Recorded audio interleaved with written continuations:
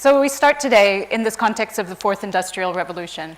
The fourth industrial revolution, as you saw in the video, this is a time where we see a lot of change happening, change that's happening at a speed and a force unlike anything we've ever experienced before. Change that's going to affect the very essence of our human experience. And change that's going to require the business model in each and every industry to be transformed. So that's where we start for today's lecture on this idea of leveraging mindsets for digital change within this context of the fourth industrial revolution. So the fourth industrial revolution, this is really a new era for business. This is an era that's come out of this widespread application of digital technology and communication that's fundamentally changing the nature and the context of work. And this push towards digital transformation that we see occurring in so many organizations, this is driven by the belief that digital technologies, the more that we implement these in organizations, the more efficient we're going to become, the more effective, and also we also see this as a key driver of innovation and competitive advantage for the businesses moving forward. However, this new era of business, it also comes with new challenges for managers. First of all, realizing the benefits of digital transformation, this is highly dependent on employees' acceptance and usage of new technologies in the workplace. And we know that employees sometimes avoid using these new technologies, or they use them in unanticipated ways, or ways that aren't really the way intended by the strategy of the organization. Sometimes for good reasons, and sometimes having negative implications. Now, just as a kind of starting point, of course, we're looking at this digital mindset, and particularly how individuals' mindsets towards technologies might hinder how quickly they accept and adopt new technologies in organizations. But we need to just kind of point out first that we as individuals aren't necessarily slow at adopting new technologies. So we see, of course, that technology is changing very rapidly during this fourth industrial revolution, but individuals follow quite quickly behind. As soon as something new is coming out, we're quite eager to use new things, to learn new things, and change as new technologies come out. However, being able to use these technologies in business somehow presents different challenges than when we're using these technologies just in our personal lives. And this kind of trend where we see that technology is moving faster and individuals are moving quite fast in adopting new technology, but that businesses are slower behind, this has been referred to as digital Darwinism.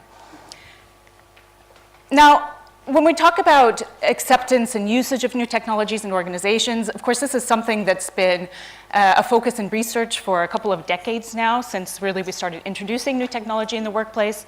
And some of the early models have really focused on the technology itself, and we call these technology-centric models. One of the best ones, I think the one that has had more extensive research is a model called the Technology Acceptance Model, or the TAM. And within this model, there are some core beliefs about technology that become important when we're predicting if employees will accept and use new technology. And these beliefs are, is the technology easy to use? So an employee has to believe that a new technology will be easy to use before they're really going to commit to using it and applying it in their work. And also they need to believe that it's useful for doing their work. So they see the relevance of using this technology. They see how this new technology is going to make them be more efficient or more effective in conducting their work. However, technology-centric models, again, technology, the features of technology is very important. However, when we're talking about digital transformation, kind of the extent that we're seeing today within this fourth industrial revolution, we're talking about changes that are happening very rapidly. Several things are changing at the same time. So we're not talking about perhaps the introduction of just one new system or one new program. We're talking about the introduction of several and perhaps changing out systems quite repeatedly. So it's really hard to focus on these little details, these attributes of the technology itself in this context, because there's just so many changes happening that make it difficult and a little ambiguous in terms of what the actual features of new technology really are. So this idea that technological factors lead to, or are a key driver, let's say, of employee acceptance and usage of new technologies, of course this is important, but we need to take into account some other factors that are going on, because technological attributes themselves might not be that easy to identify. So a couple of other things, of course, we need to look at organizational factors, the resources that have been put in at the organizational level to help develop new technologies, communicate them to employees, give them the support they need to be able to use this technology. And also we need to consider the personal factors. So those factors that are individual to the employee that could be influencing how they perceive and approach new technologies. Our focus today is on these personal factors with mindset. So mindset, what is it? Mindset, when we're talking about mindset, we're talking about fundamental beliefs that we as individuals have about the truth or the existence of something. And of course, these beliefs can be, we can have beliefs or mindsets among many different categories, but the two mindsets that we're particularly interested in is a fixed or growth mindset. Fixed growth mindset, these are beliefs about basic personal resources like our own competence or our ability and the extent to which they're malleable. So I'll go into a little bit more detail in a minute on fixed and growth mindset. And then we're also talking about zero or expandable sum mindset, which are beliefs about situational resources and the extent to which they are finite such that a gain for one party means a loss for another party. So fixed growth versus growth mindset beliefs about personal resources. This is one of the standard questions for measuring fixed or growth mindset in individuals. And we've adapted it just to fit the context of technological change. So a person's level of technological competence is something basic about them, and there isn't much that can be done to change it. Based on how you would answer this question, if this is something that you strongly agree with or strongly disagree with, we use this as a measure to indicate what level of fixed or growth mindset you might have. So individuals that strongly agree with this statement, they are more likely to see technological competence as a fixed trait, so something like eye color, that we can't really change that much. We were born with this eye color, we were born with this level of technological competence. We might be able to learn some little things here and there, but we're not going to really change our talent for working with new technology. Individuals that strongly agree with this statement, they see their technological competence as something more like a muscle that they need to train if they're going to be able to use technology as it's changing. So someone with a growth mindset would say, technology, it's maybe not necessarily easy for me, but I'm excited by the changes and I know I can learn them if I put in the effort, just like training a muscle. Now, this fixed and growth mindset, these can lead to a lot of different interpretations across many dimensions. So for example, when we're talking about the goals that these people might have, someone with a fixed mindset in a situation where they need to perform, they're going to want to demonstrate their ability or competence, where someone with a growth mindset is going to want to develop intelligence or ability. So they're really seeking out a learning goal, where the person with a fixed mindset is seeking out more of a performance goal. In terms of preferences, fixed mindset individuals are going to look for situations or tasks where it's possible for them to look smart or to avoid looking incompetent. Where individuals that have a preference or that have more of a growth mindset, they're going to prefer situations where it's possible to learn and improve, where something might be a challenge, but they know that if they complete that challenge, they're going to have developed themselves and learned something. In terms of if they value effort, so how much effort do I need to put into learning something, and do I value that effort? Someone with a fixed mindset, no, they're not going to value that effort, because if they have to work hard at something, that means they're probably not very good at it, so why invest the time? Where someone with a growth mindset, they see effort as a necessary investment to master something. So effort is something that is valuable in the sense that it leads to an end that they want to achieve. Response to challenge, someone with a fixed mindset might give up in a situation where they're facing a challenge or obstacle, again, because they don't see that they're going to be able to be competent in the situation, so why persist? Where someone with a growth mindset might get energized, or is more likely to get energized in this situation, because they see that if something's challenging, that means that this is really something that if they overcome, they're going to learn something, and that's motivating. How they view failure is also, we can distinguish. So someone with a fixed mindset is going to want to avoid failure. Again, when we fail at something, we look incompetent, and this is something that someone with a fixed mindset would be more likely to want to avoid. Where someone with a growth mindset is going to see failure really as a stepping stone to success. So, okay, I tried that, it didn't work, but I can take that as a learning point, and do something better the next time. And then finally, in terms of if they value help or not, individual with a fixed mindset, they're not going to value help in the same way as someone with a growth mindset. And this is because if they seek out or if they accept help from others, they're worried about being labeled as incompetent. So it's that acknowledgement of not knowing something that you kind of need to give if you're going to seek or accept help, which they're not comfortable with. Where someone with a growth mindset, they value help. So they see feedback as something that's important for the learning process and for attaining their learning goal. Now, when we start applying this within this context of technological change, we actually did a very, I guess, informal type of pre-study, collecting narratives or short answers from different respondents across many different industries in terms of how they felt about technological changes in their workplace. And we got some really nice narratives or qualitative responses from these individuals.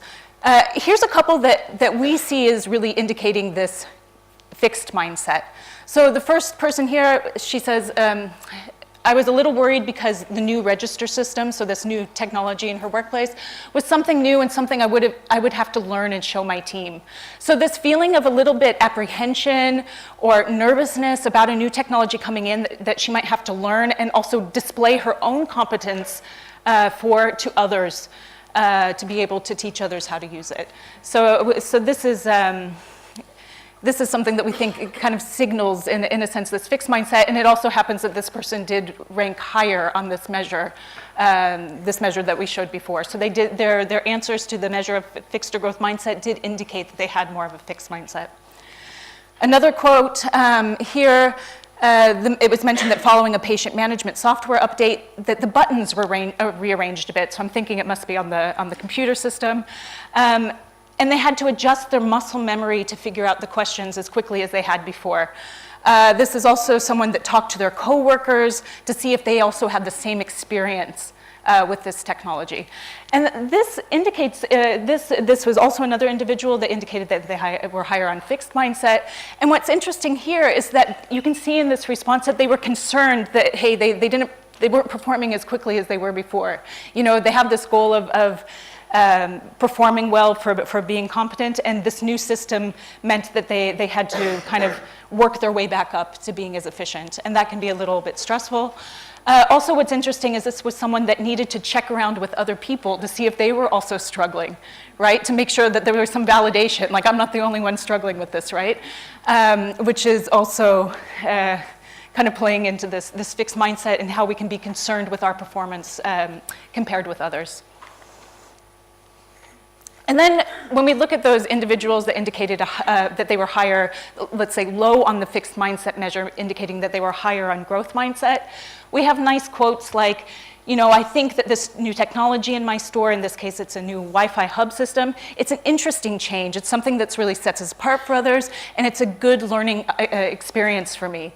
Something that helps me understand the technical aspects of this new system in the workplace. So really looking at the learning experience that was being generated by this new technology.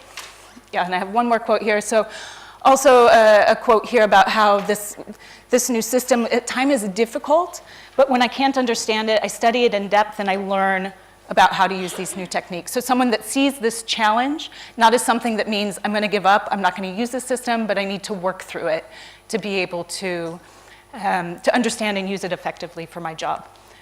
I think we'll switch over to Laura now. Hello, can you hear me? Yeah. For a little more detail on the scary. zero-sum mindset. You want to take this? Thank you, Liz. Yeah. I had to reflect as you were putting this forward. Am I fixed or growth? I'm going to go for growth right now.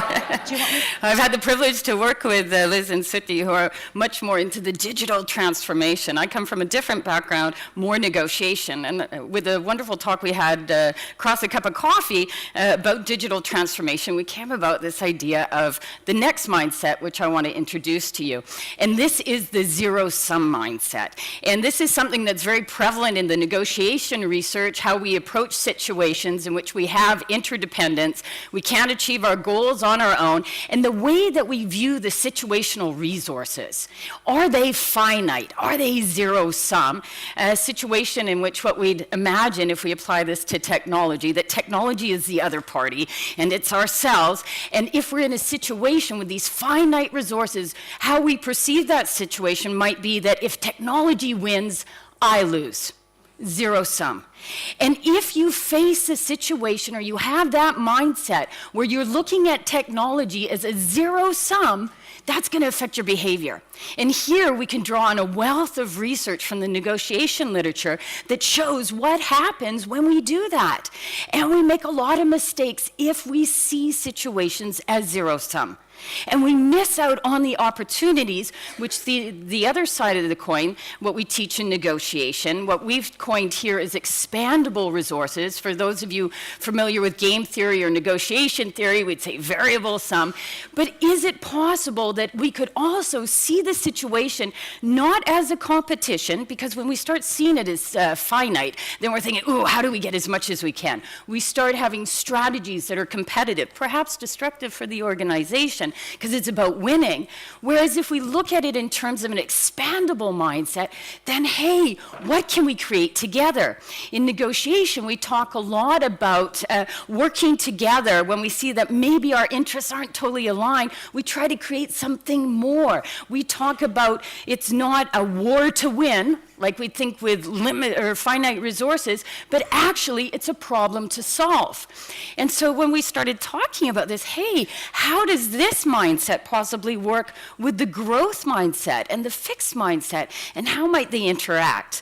So we started looking again at different quotes when we were able to collect this data to see, okay, we had these ideas in our head. Could this be applicable when we're thinking about digital transformation? And I think what's interesting here is that these more general mindsets, when we're talking about this rapid technological change, the uncertainty, how do we approach it? What is our general view of this situation? Is it one in which we're going to lose and somebody else or something is going to win? Or is it this wonderful possibility to create something new? And these mindsets, what we're looking into, will make an impact.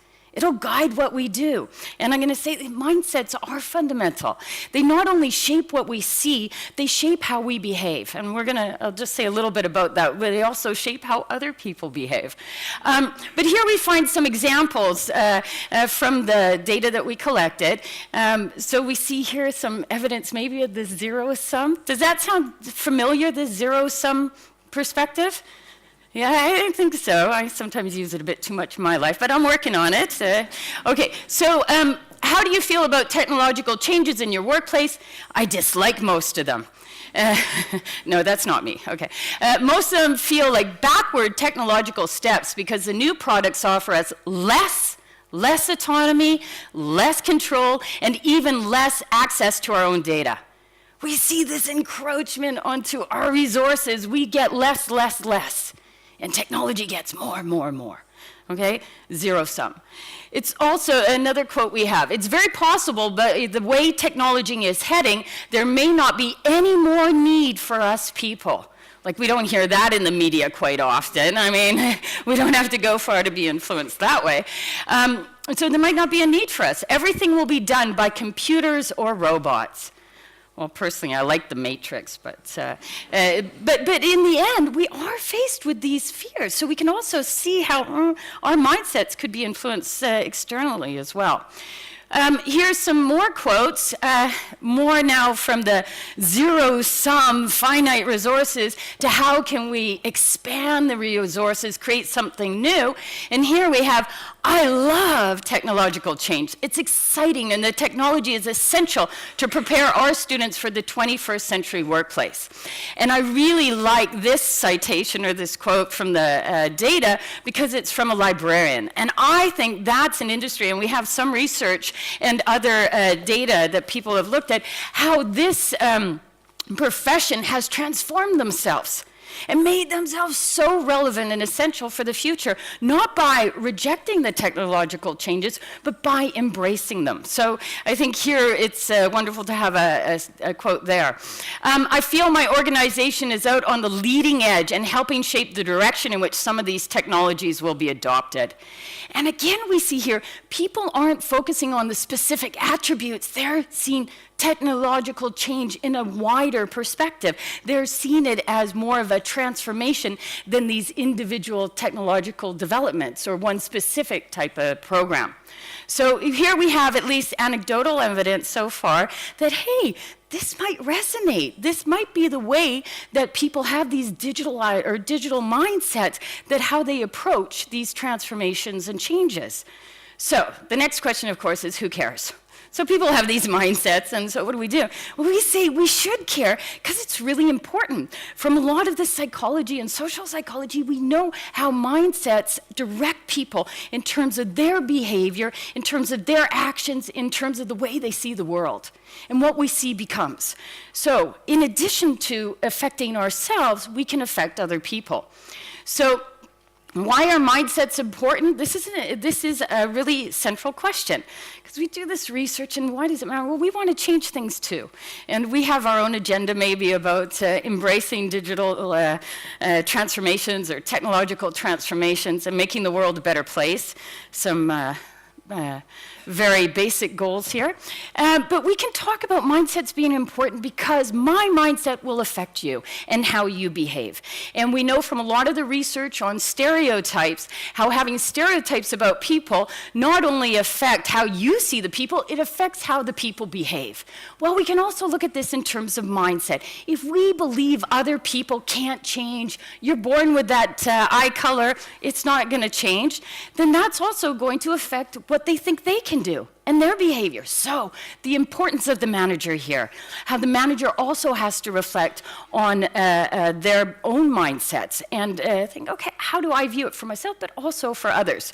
So here we have one that combines with an irritating stereotype about age maybe, but I won't go there for now. But here we have one, now with the system monitoring, instead of manual adjustments, I feel that the older guys who are intimidated by computers won't be able to learn fast enough to be proficient. I could really go and talk about this for a while. It's based on a false stereotype, but I won't talk about that about age. But this idea, if you don't believe other people can change, guess what? They're not going to. If you don't believe other people can learn, it's going to affect them. And that's before we talk about the resources you make available to help people change and learn and grow and be able to embrace new technologies. Okay, this sounds a little Machiavellian, but it's not. The beauty of mindsets, like stereotypes, we can influence them. So this is a tool. Today it's a leader tool workshop. This is a tool. Once we start thinking about these mindsets, we can influence them. And there's a wealth of research from the growth and fixed mindset researchers that have been applied across many different situations showing the impact. But in addition, we also have within the negotiation research this idea of changing people's perspective or mindsets about the situational resources changes how they approach it and changes their performance. So we say that this is a good thing that it can be manipulated. Today, we tried to change your mindset, and we will give feedback when we see the results. Not today. We're going to take a look. Try to manipulate your mindsets by saying, okay, how do we see the world? So here we had you saying that, ooh, look, there's a robot there. Guess what? They're taking over your job. So here we see this idea of the zero sum. You won't have a job. The robot will have the job, if I'm reading this correctly. Yes? And then this one, an extension, expandable resources. Technology can be used to create other limbs to be able to help you do your job better. The point is research that within negotiation, often just making people aware of this zero-sum approach to negotiation changes their behavior and how they search for information, how they search for a solution, and how they work together with others. So it has quite a profound impact with just a small small change or a small manipulation or a small nudge perhaps. And we also did this with the fixed and growth mindset. And again, here's a wealth of research showing how it can change people's learning experiences, can change people's approach to different others or towards prejudice. I mean, it's been applied in many different arenas. And just by telling people that you can learn, you're not born that way. It doesn't stop here. This is the beginning. That in itself can make people take some risks, learn, and be open to growth. And these manipulations that have been done in research and also in practice with education have had huge impacts in practice. So we have a firm belief that actually these mindsets really matter, and that they're not that difficult to understand, and they're not that difficult to influence, but we have to be aware of them. And we feel that, or we believe, and we're going to be testing this out more strictly and rigorously, but we believe that this can change the way that people encounter or embrace digital transformation. Okay, I see my time's ready, so I'll go quick. We have some recent study that was done looking at technology. I won't go into detail about this study. There's several aspects to it, so I'm going to highlight one of them. And what we see here is the old technological focus or technocentric that you were talking about, Liz, is like, okay, we find a way in which technology is user-friendly or easy to use, and then it will be taken on board. Well, what they found is if you have human-like features on computers, people will be more likely to use that function and seek help. But people are a little bit more complex than that. What happens if you have a fixed mindset and the help that you're seeking is achievement related? Well, actually, the little face will make you less likely to seek help, because you're feeling judged. And when you're a fixed mindset, you don't want to be judged. And in this study, they were also very effectively able to manipulate mindsets. But what we see is indications from this research as well, the role of the person perspective. It's not just the happy face on the technology, it's also the person. And who they are and the mindsets that they bring.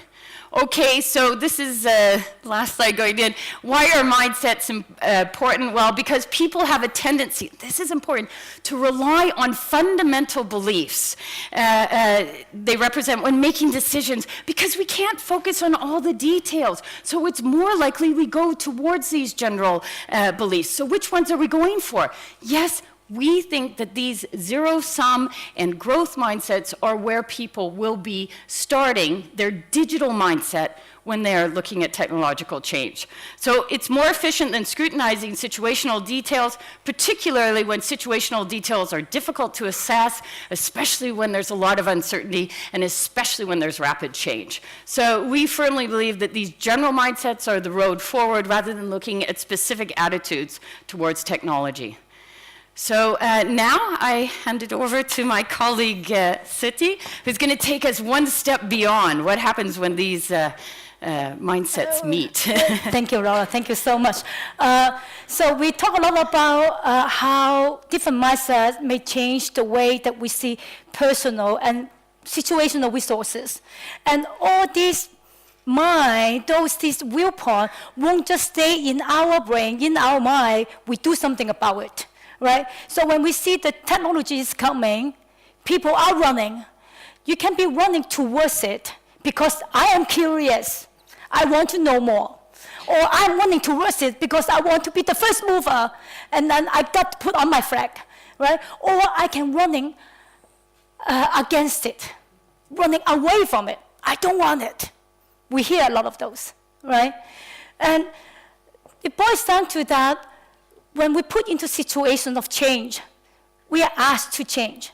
And we want to change the way we want to. We want to turn the job to the job that we want, right?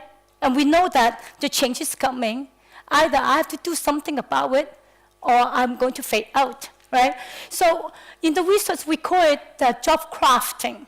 So in job crafting, there are 3 areas of crafting how we want the job we want to be. Isn't it? Sounds very great. So one is that we can change the content of the job, right? Such as the process of it. or the routine of it, the procedure of it, the content of it, right? And those are normally are easier because they are more visual, right? We're working with it all the time. But also we can change it cognitively, and that's more abstract, meaning that we're trying to redefine our role, right? For example, how nurses are seeing themselves. Back 100 years ago, nurses is called the holding hand professions. I don't think any nurses now will see themselves as a holding hand professions, right? So the profession has changed dramatically because of the technology introduction. They become more technical, right? And so that we have to redefine who we are, what are we doing, what's the meaning of our job, right? Another thing that we also will work with is the relationship, right? Whom do I contact? Who do I interact with at work, right? Well, in terms of research, we're always looking to task interdependency, meaning that to what extent I'm depending on you in order to perform my job, right? And from those research, we know that the more I'm depending on you, I'm more motivated to interact with you because you mean something to me, right? And so, if I dislike you, for example, would I change my job so that I become more independent of you? Certainly, yes, right? We do that all the time at work, right? And when we see the technology coming, and then we start to trying to find our partner in this journey, where are we going to run, and what are we going to get, right? And the point is that for what you want to have, it's really depending on what you see. What you see, your personal resources, and your situational resources, and that combined, right? And when we see how your world is going to be, it's going to change how you want to change. And so we're trying to combine that two different mindsets together to see how individual, in the situation of change that they have to craft, they have no other choice but craft. How are they going to craft? What are they going to do? So in situations with individuals with a fixed mindset, meaning that they see the personal resources are fixed, right? You have a fixed eye color, for example. And with an individual with a zero-sum mindset, meaning that the winner takes all. That's how they see the world, right? And in that situation, we can see that the individual most probably will more engage in cognitive and task-related crafting and trying to, for example, to redefine the job and so that the technology is no longer relevant to their job. Or to make technology as less legitimate, less attractive, right? We human beings are more than enough than the technology can offer. Like the quote here from our waitress, right?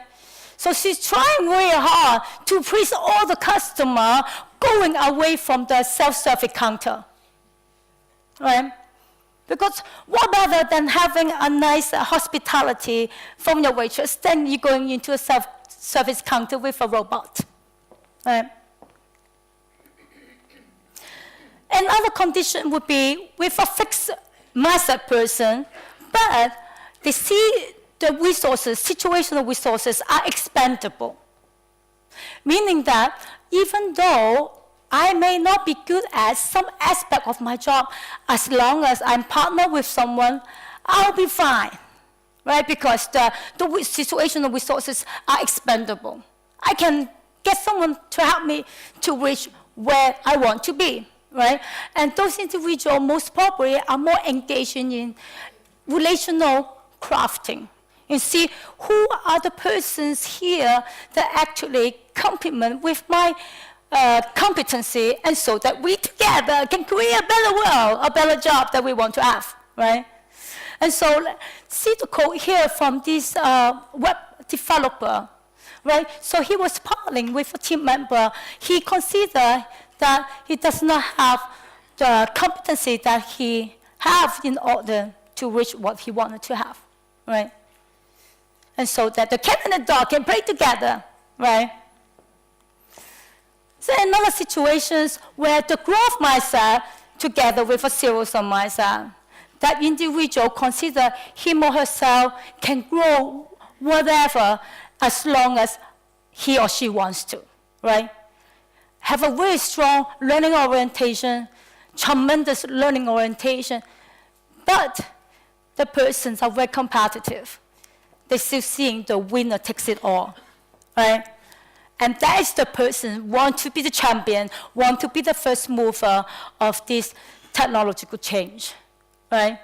So here, a security guard was saying that anytime I spot something that is good for my job, I note it down for my cell phone, I keep it to myself, right? Because I'm going to be the winner of this, right? We are not saying that whether or not this is not a good thing. At times, maybe organization will need certain people to be the first mover to drive some forces in the organization. But we have to be strategical to what we want to have in the organization, at what stage, at what situations, right? And here, there's another condition that we consider when there are an individual with a growth mindset. Remember, with individual with a growth mindset are very learning-oriented. But that individuals are also see situations are expandable, the resources, right? And so with that combined, we see that those individuals most probably are very collaborative. They're very learning-oriented. They're very towards problem solving, right? So we call them like a social innovative crafting. They are extremely curious. They're wanting to rush the technology. They want to learn more about it, but not necessarily has something competitive in mind, right? And so that they will open the box more. I don't need to be the first mover to the destination, but if I can open more boxes, I can be happier, right? That will be their thinking of it, right? So here there's an Android developer that actually create a WhatsApp group, inviting a lot of individuals just to have open discussions about the ongoing changes in the organization, right? Just want to know, to hear, and to see what are the possibilities. And that's what we see this individual will likely to do in this situation. So playing around with the idea, learning more. And so when we see all these interactions together and how that might, we're saying might because our research is still very early, that how that may change people working with their job. And then we take one step back. What about managers? What about leaders, right? Lola talked a lot about it matters a lot. It does. In research, we call it social contagions, right? Especially, I think you have heard of it as well, the power of negativity, right? It's contagious, right?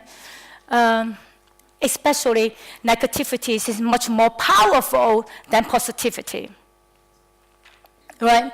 And so we also believe that the same phenomena applies to mindset, right? Just take a look of this manager. They were tasked to manage a digital change, but they're not believing in it. Some even saying, I'm complaining a lot about it with my fellow manager, but I put on a smiley face to my team member, telling them how great this technology change is. Do you think that they actually believe in that? What about authentic leadership, right? Would that impose a doubt in the team member thinking about, are you actually trustworthy? Are you actually saying the truth, right?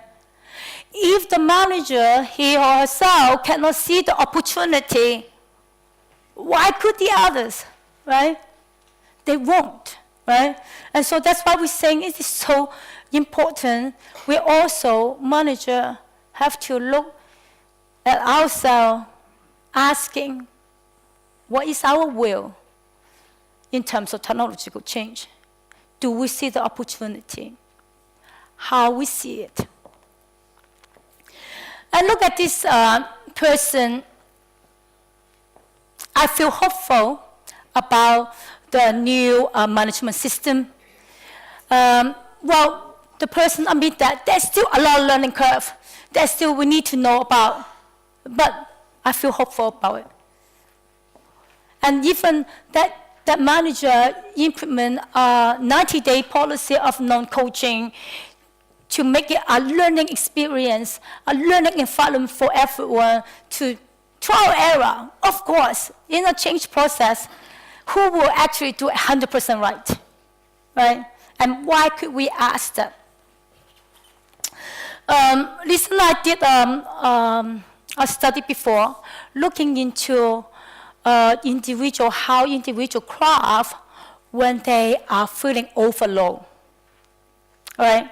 This is important because who can say that we are not overload at work nowadays? Everyone's overload. But the important is that how can we cope with this overload work demands, right?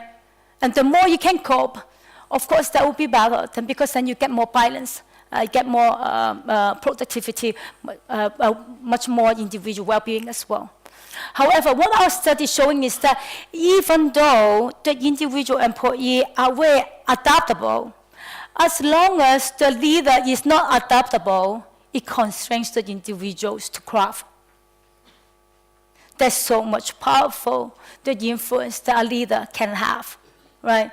So when we point the finger to our team members, say, hey, you are not adaptable to the technological change, perhaps we can first to point the finger to ourselves, asking what we have done, or what can we do, right? And that's very important as a manager, because we have so much responsibility in this process.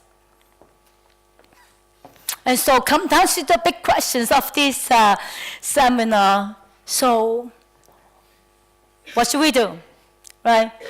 So first and foremost, we need to get more awareness of the mindset towards the technological change. It's funny that because we always run automatically, we're on autopilot all the time, right? We forget to ask ourselves, we forget to reflect on the situations. And that can be where, deep down in our mind, we don't open the box looking into it, right? And so it's very important for us to ask that question to ourselves. Do we actually believe in it? Do we see the opportunity? Do we see ourselves can learn what it takes to lead this, right? And if the answer is yes, congratulations. This is a good stuff. Huh? And then we have to be cautious about what can trigger others, right? Remember, it is not only just you. As long as you work in an organization, you are interacting with others, and the others influenced by you, right? And what we say trigger others. I sometimes get upset when I see all those newspaper magazines just only talking about the robot's going to take your job. Hey, it's not really helpful, first of all, and it triggers, right? And of course, we are not going to be naive, right? But sitting passively, being scared, it doesn't help, right? And so that we have to be more careful about how we influence people. And then the next thing would be, now we get more self-awareness, we understand more how we may influence the other. And then that's the time to see how we can leverage the different mindset in the organization to see how we can manage this change. Remember, sometimes we do need first mover. Sometimes we need so innovative crafter to be more innovative, right? Sometimes we need some team player up collaborative. We need different individuals in this play, but how can we leverage them, right? So we need to see the others well in this process. And so that the most important thing is that we need to enable our way learning environment and so that everyone feels safe to try, right? In this change process, in any change process, feeling safe, feeling learning hopeful is the key to success, what we believe. So that's what we have for our presentation, and we open the floor for questions, and thank you.